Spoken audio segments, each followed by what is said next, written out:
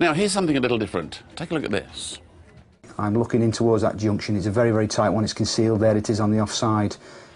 It's an app for mobile phones used by bikers. It gives advice on dangerous roads around the UK, previewing the route with tips from a police motorcyclist. It was created to help save lives of bikers, statistically the most vulnerable drivers on the road. Motorcyclists like Mark here, who learnt his motorcycle safety lesson the hard way. Now, you enjoyed your bikes. Certainly did. Still enjoy your bikes. Oh, yeah. But it's a bit of a miracle that you can ride a bike at all now, isn't it? Yeah, it is, yeah. Because you liked a bit of a burn-up. Definitely, yeah. Which, to be honest, didn't make you unusual in motorcyclists. It's just that, unusually, you like to film your burn-ups. Yeah, I wasn't speed testing. I was just filming how far I was leading the bike into corners and just kind of like your app was on the screen there, actually. Yeah, only you weren't speed testing. No. You really weren't speed testing. I know my bike does 140 mile an hour. Yeah, OK. Let's see what happened the day Mark strapped his camera to his motorbike and, not speed testing, apparently, went on an illegal burn-up. Mark is about to suffer an horrific crash. His intention is to have some fun by filming himself taking corners at a low angle, but he's about to capture a lot more than he bargained for. He starts as he means to go on, racing to nearly 60 miles an hour in a 30 mile an hour zone. Temporarily held up by traffic, Mark rocks from side to side in frustration.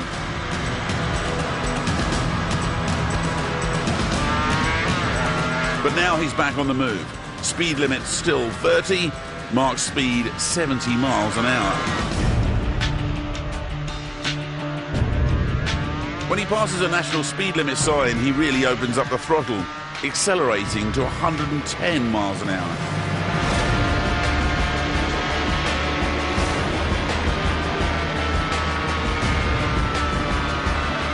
But Mark is about to come unstuck.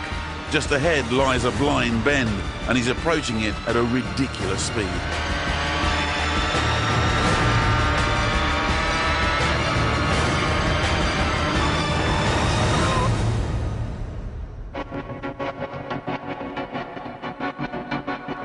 It's all happened so fast, but in slow motion, the full terror of the crash can be seen.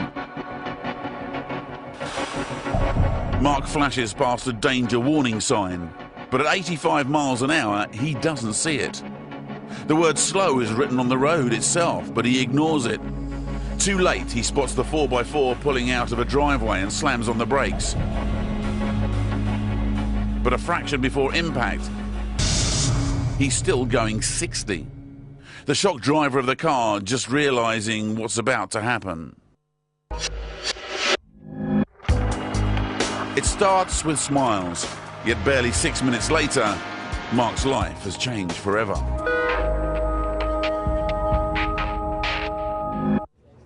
That is the most extraordinary thing.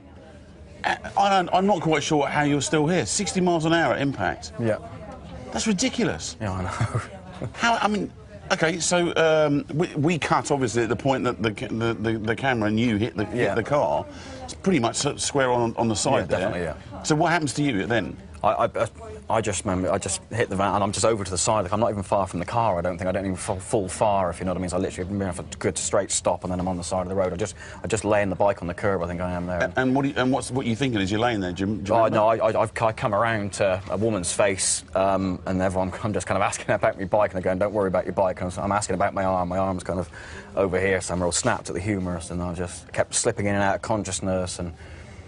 Just not really know what's going on. Most of the damage down across the front of you, down the side of you? Down my side, down my right-hand side. It's kind of, I've had most of my bowel, like, large bowel removed from the top edge and the small bowel as well, and a hole in my liver all on the same side.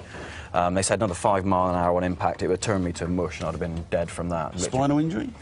I've got, I had a cracked vertebrae, it wasn't found in the x-rays, which is now causing like reoccurring problems in my back, and it gives me dead legs. I start to lose my legs. I got to sleep kind of curled up in a ball to give my spine pressure so it releases right down my vertebrae and stuff. You know, so. I mean, without wanting to pilot blame you have suffered as a result, but looking back on it now, not the brightest thing you ever did. No, definitely not. No. And what about the bloke in the car? The person in the car? Because the other thing you see is this terrified face. And for that person who was literally just turning a perfectly normal day, turning out. What a horrific thing to happen to him. What goes through my head is we were talking this morning about me. If I'd been another 4 or 5 inches. Let me introduce the people the we're other talking about here. This is Gary Chance and John Siddle, who have joined us to talk about that. One, the crash investigation, one to talk about safety. And go on, you were saying, talking this morning. I just think if I was another 6 inches that way, I would have hit him through the window, you know, and then what would it have been then? It would have been both of us dead, or just him dying, and I'd been left with that. And that's the worst case scenario. To think about, isn't it? I mean, I suppose the trouble is, guys, that most bikers want to go out and enjoy their bikes. Most bikers, if we're honest, I'm a biker, if we're honest, have actually gone out and had a bit of a tear up to actually see what the bike can do. And while all the time it's going in one direction in a straight line, it's fine. When you turned up at the accident, what sort of state? I mean, how come he's not dead? Well, this was why I was called out, because when he got to hospital, they thought he was going to die. So I was called to the scene to reconstruct what had happened. It was then we became available of the video evidence. I did the normal things I do at the scene, do the plan drawing, measurements, and then I go back to the office and we wait for the outcome, basically. People go out and take statements, interview Mark when he's available to be interviewed. Give us an idea, because this is one of the fastest impact accidents that you'd seen, wasn't it? If he'd have been travelling across a football pitch, how long would it have taken him to get across it at the speed he was going? Well, at 100 miles an hour, you would cover a football pitch in just over 2 seconds. The length of a football pitch in 2 seconds. So, and at 60 miles an hour, then he's like, there's no time, as you can see from the video, for him to react, change direction, and he's on the curb, so he can't. No, that's right, yeah. So you thoroughly expected this to be a death? Well, we did, yes. That's why I was called out to it. And again, it was miraculous that Mark survived. It really was. How are you going to go about changing people and stopping this kind of thing going on? Because, to be honest, riding bikes is about having fun, and people will do this, because these are like 150-mile-an-hour rocket machines, aren't they? Yes, absolutely. And the idea, we think, is the best idea, is to engage with the bikers and see what they want and help them, educate them in training and how they can improve their skills. And, you know, we can never get away from somebody like Mark doing what he did. There always will be one individual who tries to do that. But for those bikers who want to, you know, test their skills, we'll take them to a safe environment and give them, you know, proper training and show the capabilities and not let the bike outstrip their ability. And that's what's basically happening in this case. But the bikes outstrip the ability. Yeah, I mean, you know, but then you come around a blind corner, there's no way you can stop it. I just want to talk a bit about equipment's a really key. I think we'd all agree that wearing the right kit can make a massive difference. May work. I mean, well, mind you, with an impact, I still can't understand how you hit the side of a car like that and you're not dead. But anyway, let's talk about boots. So these are your actual boots from that you were wearing in the accident. Solid. They got ankle braces. You see the scuffs on the side and all where it saved me. As simple as that. You know, it's. So you were lucky to get away with that with those.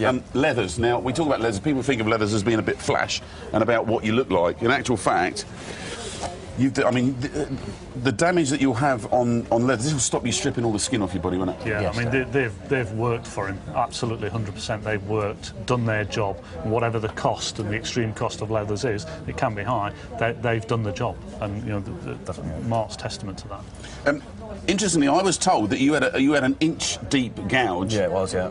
On your knee slide. This is the thing, basically, in case you don't know, what you do is you wear it like this, and when you go around a corner on a motorbike, you put your knee on the floor, and it scrapes along.